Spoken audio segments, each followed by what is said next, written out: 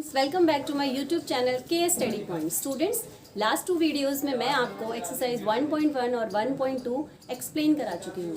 अगर आप लोगों ने अभी तक मेरी वीडियोस को नहीं देखा है तो प्लीज़ मेरी वीडियो को देखिए, मेरी वीडियो को लाइक कीजिए और मेरे चैनल को सब्सक्राइब कीजिए। स्टूडेंट्स, आप लोगों का जो सब्सक्रिप्शन है वो मुझे मोटिवेट करता रहेगा हर दिन आप लोगों के लिए अच्छी अच्छी वीडियोज़ बनाकर अपलोड करने के लिए। सो स्टूडेंट्स, आज हम एक्सरसाइज नंबर 1.3 का क्वेश्चन नंबर 1 स्टार्ट करने जा रहे हैं।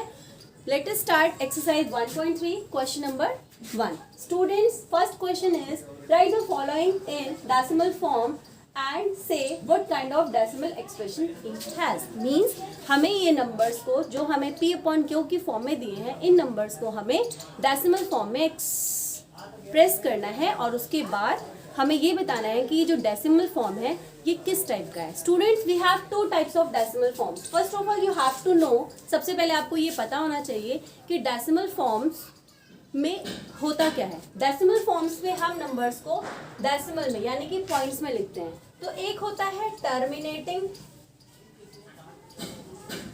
And second one is non terminating.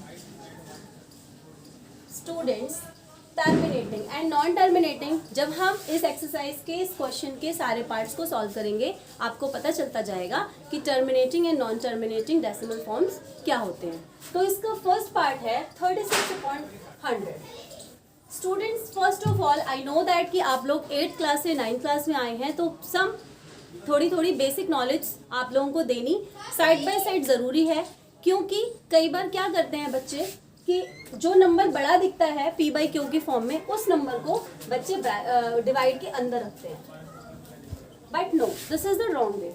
The right way is, जो सही तरीका है वो है कि जो हमारा न्यूमरेटर और डिनोमिनेटर है, इट मीन्स न्यूमरेटर हमेशा डिवाइड होगा डिनोमिनेटर से, राइट। वेदर ऊपर छोटी संख्या हो या बड़ी संख्या हो नीचे, कोई फर्क नहीं पड़ता। फर्क पड़ता है सिर्फ इससे कि आपका न्यूमरेटर क्या है। आपका डिनोमिनेटर चाहे 1000 हो, चाहे 1 लाख हो या 1 करोड़ हो, it doesn't matter. Matter is that कि आपका न्यूमरेटर क्या है, और न्यूमरेटर को ही हम डिवाइड करेंगे हमेशा डिनोमिनेटर से। तो अब आप ये देख सकते हैं कि 36 जो है वो 100 से तो बहुत छोटा है। हम इसको बड़ा करने के लिए क्या कर सकते हैं, 0 लगा के, यहाँ पॉइंट लगा के यहाँ पे 0 लगाएंगे। अब हमारा 360 बड़ा हो गया 100 से। अब हम 100 की टेबल पढ़ेंगे। 100 3 300, 60 रिमाइंडर बचा, एक 0 और अप्लाई करें, 100 6 600 कैंसिल हो गया। There is no any remainder, कोई भी शेषफल नहीं बचा। तो हमारा 36/100 इज इक्वल टू आया 0.36।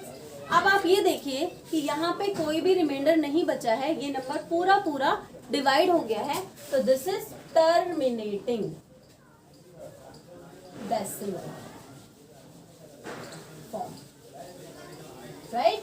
तो हमारा 36/100 क्या है, टर्मिनेटिंग डेसिमल फॉर्म है। इसी तरीके से स्टूडेंट्स, आप लोग इसको प्लीज मेरी वीडियो को पॉज करके इसे आप नोट डाउन कर सकते हैं। हमारा जो सेकंड पार्ट है दैट इज 1.11। अब अगेन मैंने आपको बोला कि न्यूमरेटर चाहे छोटा हो डिनोमिनेटर से या बड़ा हो, कोई फर्क नहीं पड़ता, सिर्फ और सिर्फ हमें न्यूमरेटर को ही डिवाइड करना होता है डिनोमिनेटर से। स्टूडेंट्स, हमारा न्यूमरेटर 1 है, डिनोमिनेटर 11 है। अब 11 से तो 1 बहुत छोटा है, तो हम क्या करेंगे, जैसा कि फर्स्ट क्वेश्चन में किया था, पॉइंट अप्लाई करके यहाँ पे हम 0 अप्लाई करेंगे। लेकिन अभी भी 10 11 से छोटा है, तो हम यहाँ एक और 0 लगाकर एक 0 लगा देंगे।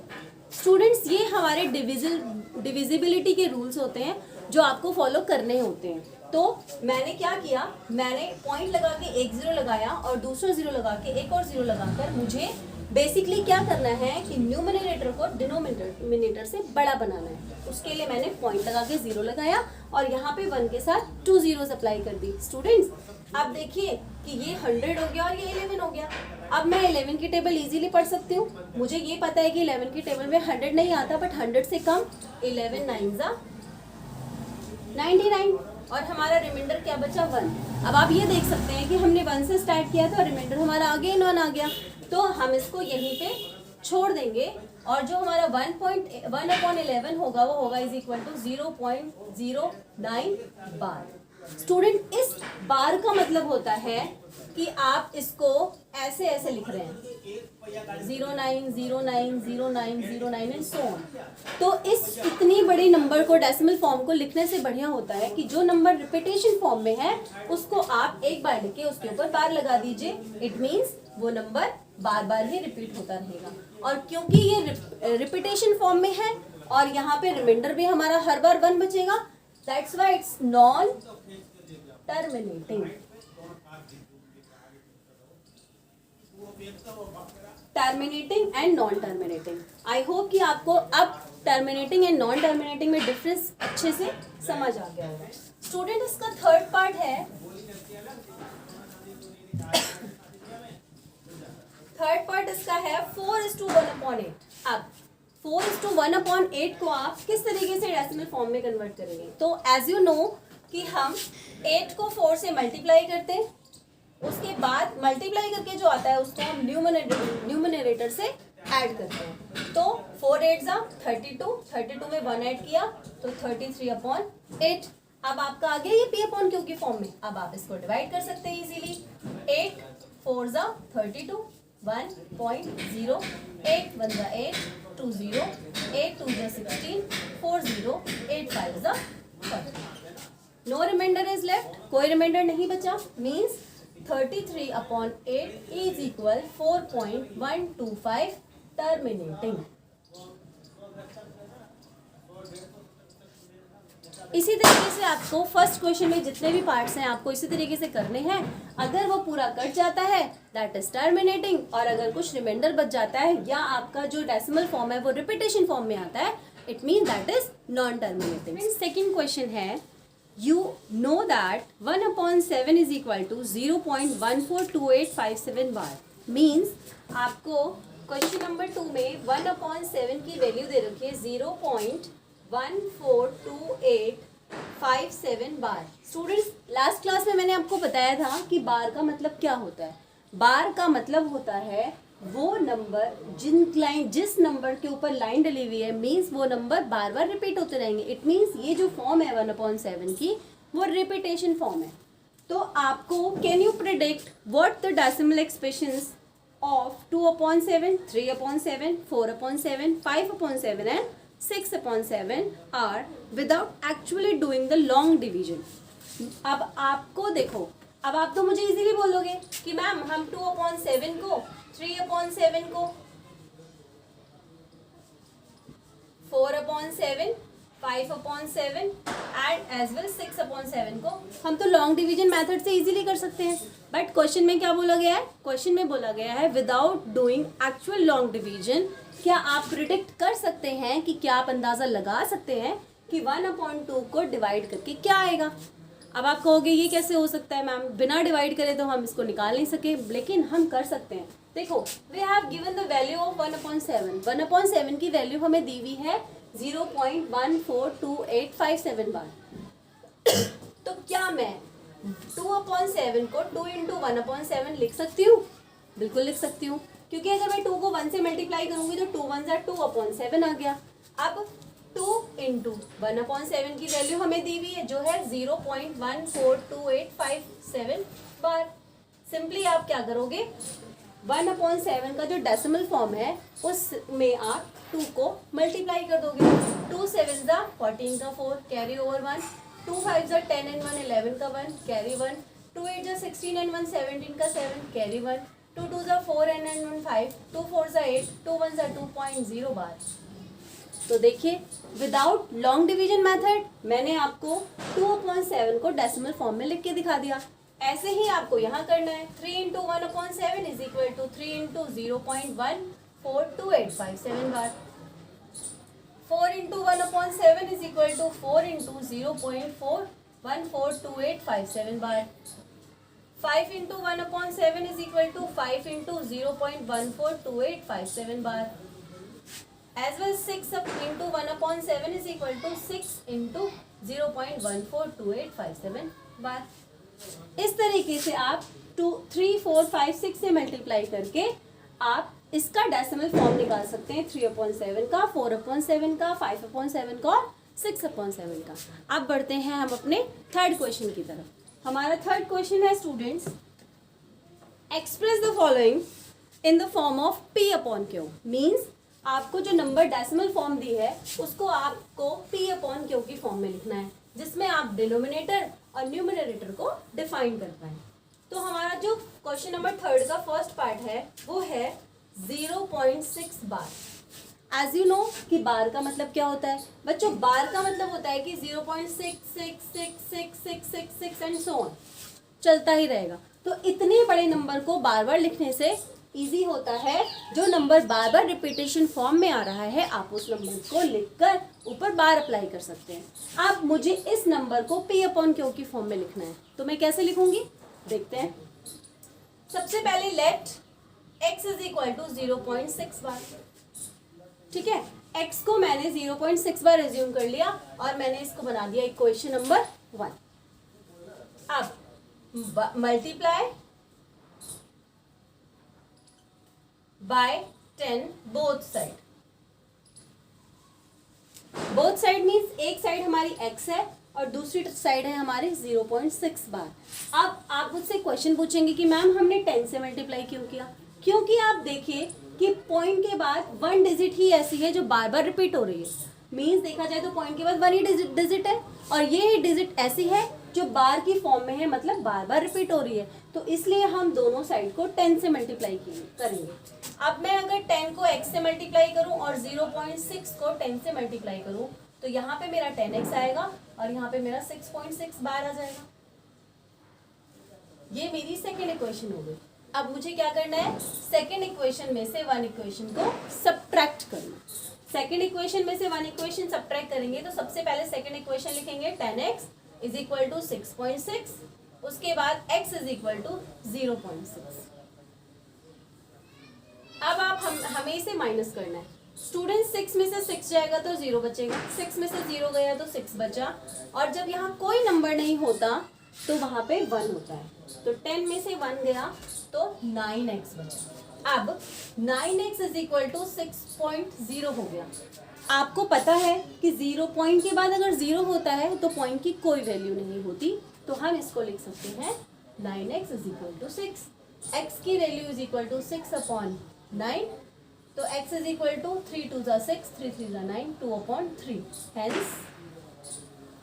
P/Q is equal to 2/3। This is the answer. इसी तरीके से इसका सेकंड पार्ट है। Students let us see the second part of this. आप वीडियो को पॉज करके इसे नोट डाउन कर सकते हैं।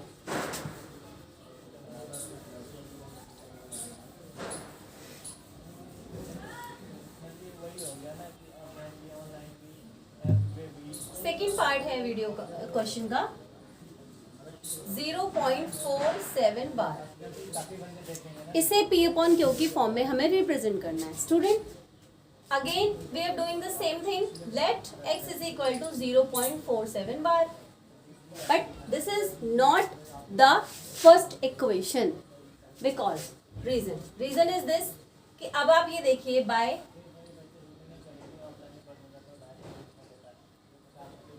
Multiply by 10 both side. Both side जब आप 10 से मल्टीप्लाई करते हैं तो हमारा ये हो जाता है 10 into x is equal to 0.47 bar into 10। अब ये हो गया 10x और ये हो गया हमारा 4.7 बार। First equation. अब आप बोलेंगे कि 10 से मल्टीप्लाई किया, मैं अगेन इसको 10 से मल्टीप्लाई करने वाली हूँ। Multiply by 10 both side. First of all तो आप ये देखिए कि पॉइंट के बाद सिर्फ एक ही नंबर ऐसा है जो बार बार रिपीट हो रहा है। मीन्स बार जो सिर्फ 7 के ऊपर है, but we have 2 digit after the decimal. क्यों? लेकिन हमारे पास दशमलव के बाद 2 संख्याएं हैं, तो एक बार अब टोटल तो 2 संख्याएं हैं तो 100 हो गया ना। लेकिन हम इसको 10 by 10 करेंगे so that we can make us equation for the find the number in the P/Q form. तो हम क्या करेंगे 10x into 10 is equal to 4.7 into 10। तो हमारे पास क्या आएगा number 100x is equal to 47.7। This is the second equation. अभी क्या करना है सेकेंड इक्वेशन में से फर्स्ट इक्वेशन को सब्ट्रैक्ट करना है। This is 100x is equal to 47.7 and 10x is equal to 4.7। 7 में से 7 गया 0, 0.7 में से 4 गया 3, 4 और 100 में से 10 गया तो 90x। एज यू नो कि डेसिमल के बाद 0 होता है तो डेसिमल की कोई वैल्यू नहीं होती।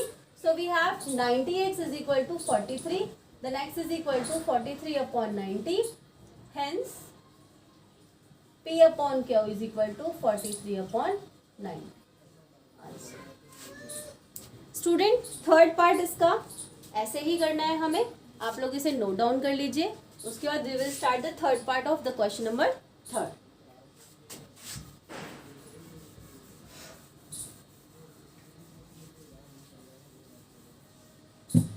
The third part of this question is 0.001 bar. Students, 0.001 bar means आप ये देख रहे हैं कि ये जो नंबर है वो 0.001, 001, 001, 001, 001 एंड सो ऑन चलती रहेगी। मीन्स पॉइंट के बाद 001 बार बार रिपीट हो रहा है, इसलिए हमने 001 पे बार लगा दिया। आप as well let x is equal to 0.001, this is the first equation.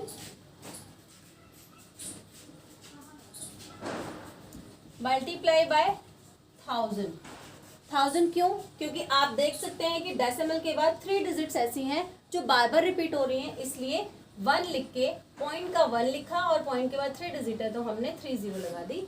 ये 1000 हो गया बोथ साइड, राइट। अब 1000 into x is equal to 0.001 bar into 1000, तो ये हो गया हमारा 1000x और ये हो गया हमारा 1.001। This is the second equation. अभी क्या करना है, सेकेंड इक्वेशन में से 1 इक्वेशन को सब्ट्रैक्ट कर देना है। सेकेंड इक्वेशन है 1000x is equal to 1.001 and the first equation is x is equal to 0.001। 1 में से 1 गया 0, 0, 0.1 और यहाँ पे आएगा 999x, क्योंकि जब कुछ नहीं होता तो 1 होता है। 1000 में से 1 को सब्ट्रैक्ट करेंगे तो हमारा आएगा 999x।